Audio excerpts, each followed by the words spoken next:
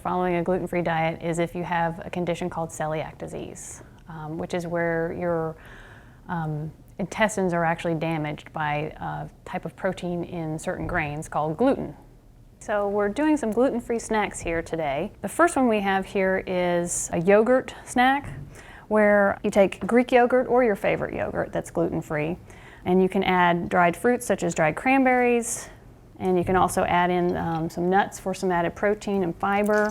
We also have corn tortillas with melted cheese and served with a fresh salsa. So you can just take one of the tortillas and add some salsa and munch away, and you've got some veggies and a nice gluten-free grain in the corn tortillas, and the cheese just makes it tasty and gives you some extra protein and calcium.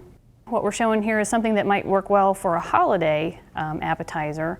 Brie, and you can serve it with things like chutney, which has great flavor, and fresh fruit. You could also add, we also have ants on a log, which is a classic snack that kids love.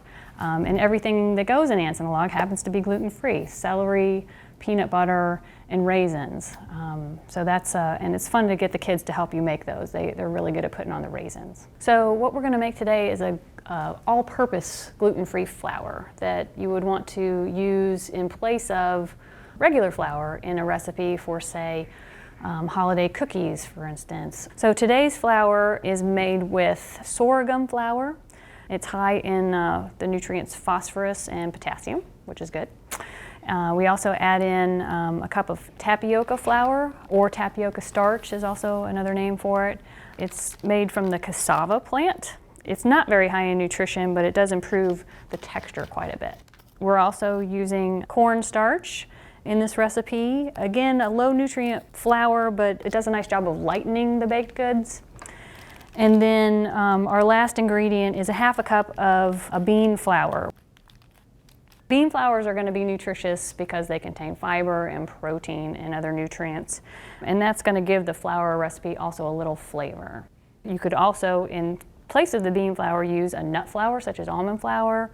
You could use corn flour or chestnut flour even. When you're measuring any type of flour, you need to be careful to lightly spoon flours into the measuring cups, because all flour is packed down and you can wind up with way more flour than the recipes call for. Then mixing them together with a whisk in order to get them well blended. Once you get everything mixed together in a large bowl, then you can put it in small containers for storage in your refrigerator for up to 1 week. If you're going to store it longer than that, put it in the freezer. And here you have it, a batch of gluten-free flour ready to go next time you're ready to make some cookies.